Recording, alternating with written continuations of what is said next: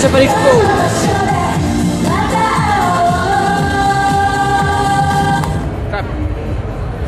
François Descraques, bonjour. Donc, vous êtes le créateur, donc réalisateur, scénariste, monteur, même un petit peu comédien de la série Le Visiteur du Futur. Ah si, vous avez joué le fils de Raph. Voilà, une fois. Voilà. Donc là on arrive à la saison 4, donc supposée dernière saison. Qu'est-ce que ça fait donc, de revenir comme ça 4 ans en arrière 5 ans même.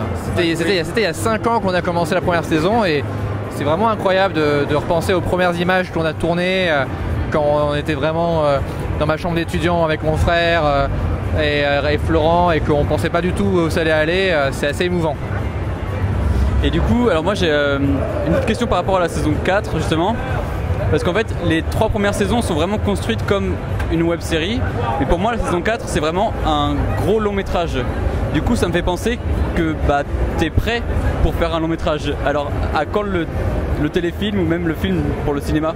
En fait, tu m'as grillé en fait, dans le sens où je me suis un peu formé moi-même au long métrage à travers, au fur et à mesure des saisons du Visiteur du Futur. Après, c'est pas à moi de dire ok, c'est bon, on le fait, tu vois.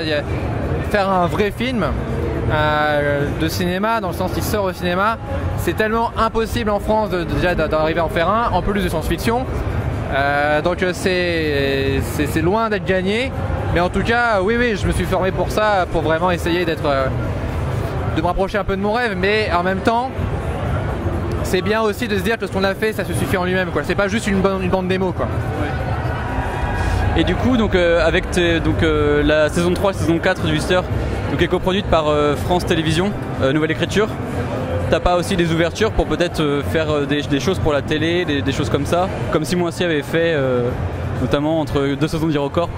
En fait, je peux maintenant plus, si je veux démarcher, les gens peuvent m'ouvrir leur porte, avoir des rendez-vous. Ouais. Après, faut voir, hein, on reste bizarrement encore assez marginal, mais donc ouais, ça peut arriver, je sais pas. Pour moi, le support n'est pas très important, tu vois. L'important c'est le projet, l'important c'est si je trouve un projet cool, qu'il soit sur internet, à la télé, ou même en roman, puisque là maintenant c'est en roman qu'on fait le Visiteur du Futur. Pour moi l'important c'est le projet, c'est pas le support, quoi. Alors justement, donc on parle du roman, donc La Meute, qui va sortir donc en 5 petits épisodes, 5 livrets, c'est ça? Donc pour l'instant c'est du format numérique. Est-ce que ça va passer en format papier?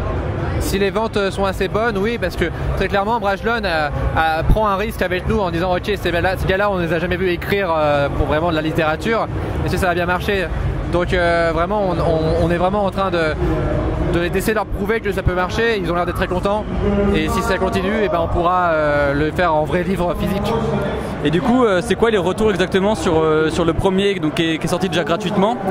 Les retours sont plutôt bons au niveau du téléchargement. Je sais pas trop comment ça fonctionne en fait. Oui, on a battu vraiment les records de téléchargement de Brajlon, et en plus on a eu plein de bonnes critiques de gens qui disent en fait c'est un vrai livre. Enfin, oui. Parce que forcément un livre adapté d'une web série, ça peut faire peur, et on a tout fait pour que ce soit vraiment le plus légitime possible, quoi.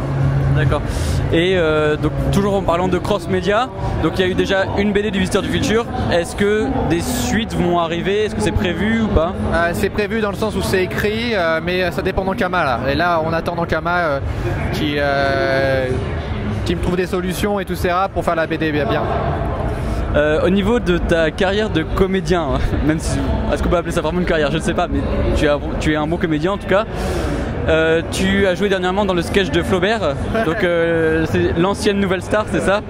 Est-ce que t'as envie de renouveler l'expérience pour Golden Moustache ou autre Ah oui, carrément, oui, moi j'aime bien faire le gogol devant la caméra, justement parce que c'est pas une carrière. Plus je le prends pas au sérieux, je m'en fiche, je fais n'importe quoi, mais jamais on me donnera des vrais rôles, je pense, tu vois. Mais moi ça m'amuse. Et du coup, au niveau de tes copains comédiens, donc qui eux ont vraiment des carrières de comédiens, Florent Dorin, Justine Le Poitier, tout ça, comment ça marche pour eux du coup l'après-Visiteur? Parce que pour l'instant c'est vrai qu'on n'a pas trop de news, de choses comme ça. Ils se débrouillent très bien, hein, depuis le Visiteur, mais ou même avant. Florent il tourne tout le temps au théâtre surtout. Justine a fait plein de trucs, notamment avec Golden Moustache. Donc je me fais aucun souci pour eux, quoi. Ils sont vraiment bien lancés. Et du coup, oui, en parlant de la famille, donc Raph qui est dans le groupe Suricat sur Golden Moustache. Est-ce que c'est toi du coup qui lui a donné le goût de la réalisation? Parce qu'avant de jouer sur le Visiteur, est-ce qu'il faisait des choses déjà ou... Il a toujours fait des trucs dans son coin, hein, même depuis l'âge de 14 ans, il faisait des vidéos dans le jardin, etc. Donc je sais pas si je lui ai donné le goût, mais en tout cas, il a toujours fait des trucs tout seul. Donc il continue et il se débrouille vachement bien. Et encore une petite question comme ça par rapport à Flaubert, parce que moi je l'ai vécu comme ça, c'est un peu toi qui l'as formé entre guillemets quoi, on va dire. Je suis pas le seul, hein, il y avait aussi Monsieur Poulpe et Davy. Hein. Ouais. Et du coup, je trouve qu'il s'en sort très très bien au niveau de la réa notamment. Et est-ce que tu penses que c'est peut-être toi qui l'aurais inspiré, ou ça fait un peu pédant peut-être de dire ça, mais je sais pas si je l'ai inspiré, mais pareil, lui il faisait des trucs avant, c'est-à-dire que si on l'a engagé à l'époque sur le Golden Show en tant que stagiaire, c'est parce qu'il tournait des vidéos dans son coin.